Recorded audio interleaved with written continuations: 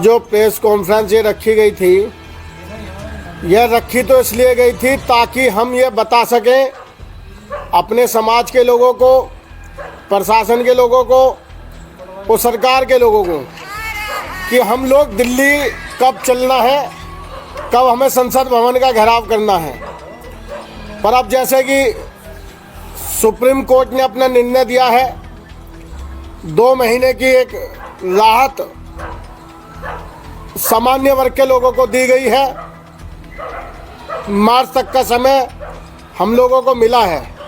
पहले तो आपके माध्यम से मैं माननीय सुप्रीम कोर्ट का मैं धन्यवाद करता हूं, ताकि उन्होंने ये निर्णय बहुत जल्द लिया और लेना उचित भी था, क्योंकि समाज के अंदर जिस तरीके का भय उत्पन्न हो रहा था, जिस तरीके की हलचल समाज के अंदर चल रही थी, इससे पहले कोई विकराल रूप ये हलचल लेती, इससे पहले ही सुप्रीम कोर्ट ने अपना निर्णय सुनाया।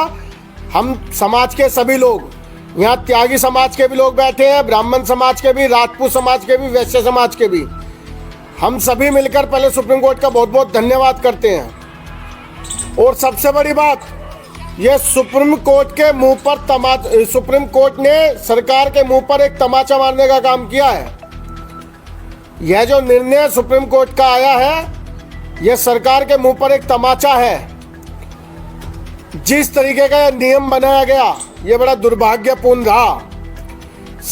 जो सरकार है, इनके नुमाइंदों को यह सोचना चाहिए कि वोट हम ही लोगों से लेनी है और हम ही लोग इन्हें जिताकर विधानसभा में भेजने का काम करते हैं, संसद में भेजने का काम करते हैं। और ये लोग जिस तरह समाज के अंदर भ्रमितियां फैलाकर एक दूसरे को समाज से लड़ाने का काम कर रहे हैं, वो ठीक नहीं है।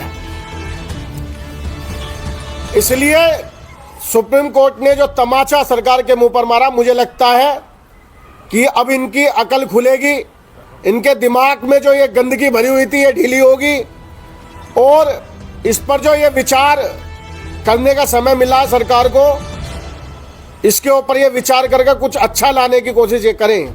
हमारे आप लोगों के माध्यम से इनसे ये निवेदन है। अच्छा, दूसरा, हम लोग मार्च के फर्स्ट वीक में समाज के सभी वर्ग के लोग एक बड़ी जनसभा जंतर मंतर पर करेंगे, क्योंकि अब हमारा पैदल यात्रा जो थी संसद भवन के घेराव की, अभी उसे निरस्त कर दिया गया है।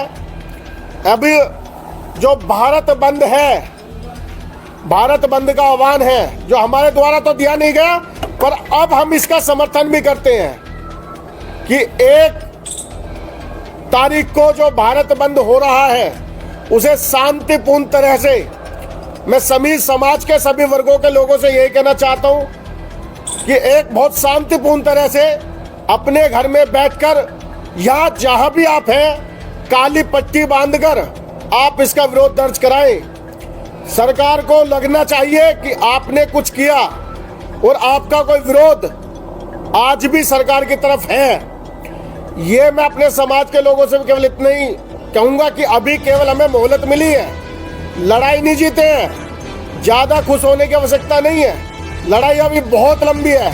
2 महीने बाद अगर लागू होता है, सुप्रीम कोर्ट की गाइडलाइन के बाद 2 महीने बाद लागू होता तो क्या कार्रवाई? हम संसद भवन घेराव करेंगे, अपने लिए इच्छा मृत्यु की मांग करेंगे और सांसद में जो भी नेता आएगा, हम उसे पकड़कर जो हमारे कुछ टॉपिक है उन्हें पूछने का काम करेंगे। या यूजीसी के ऊपर जो आपका प्रदर्शन करने का विचार था पहले 1 तारीख को संसद भवन घेराव का, वो फिलहाल टल गई है या टाला आपने? नहीं, अभी मैंने बताया ना, देखिए आज आपको बुलाया इसलिए गया था कि हम आज ऐलान करते कि हम किस दिन संसद भवन का घेराव करेंगे हम लोग, और ये लाखों की भीड़ होती। मैं फिर बता रहा हूं आपको, समाज में लाखों के ऊपर ही लोग हमारे साथ सड़कों पर होते। अब जो आप अगले हफ्ते की बात कह रहे हैं, तो जंतर मंतर पे, अगले हफ्ते की नहीं, मार्च के फर्स्ट वीक की। ठीक है, अरुण त्यागी जी, आपका ये जो विरोध था, जो प्रदर्शन जो आपने किया, क्या आपको स्वसंज्ञान सुप्रीम कोर्ट ने जैसे इस पे लिया है, जिसको अपने वापस लिया गवर्नमेंट को, खुश है आप? अब तो कोई विरोध नहीं है आपका सरकार से?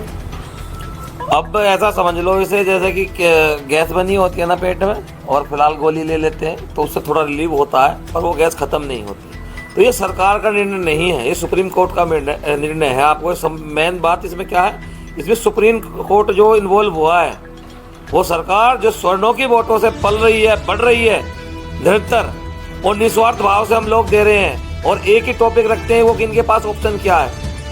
मैं अभी बता देना चाहता हूँ, हाँ इतनी खुशी है, हमारे भाई ने उतना कहा जितनी खुशी है उतना बता दिया। मैं यही बताना चाहता हूँ कि हम लोग कभी नहीं बदलेंगे, अपने बच्चों के लिए, अपने समाज के लिए तत्पर हैं, चाहे उसके लिए हमारे इतिहास बहुत बड़े हैं, इतिहास को जाने। मेरे सवाल है जैसे कि इन्होंने कहा कि हम जो जनता मंदिर में धरना देंगे, प्रदर्शन करेंगे मार्च में, तो अगर ये उसके बाद भी लागू होता फिर क्या कराया, क्या कदम होगा? जो कर सकते हैं कमेटी तय करेंगे, वो हमारी कमेटी तय करेगी, और जो कर सकते हैं वो ज़्यादा से ज़्यादा किया जाएगा, पर कमेटी का निर्णय सर्वमान्य होगा। विरोध क्या कीजिए, आपका जो बयान था, क्या वो बयान आप वापस ले चुके हैं या उस विचार का बदल दिए हैं? देखिए, मैं सबसे पहले मैं माननीय सुप्रीम कोर्ट का जो वर्डिक्ट आया है, मैं उसका पूरी तरीके से स्वागत करता हूं, वंदन करता हूं, अभिनंदन करता हूं।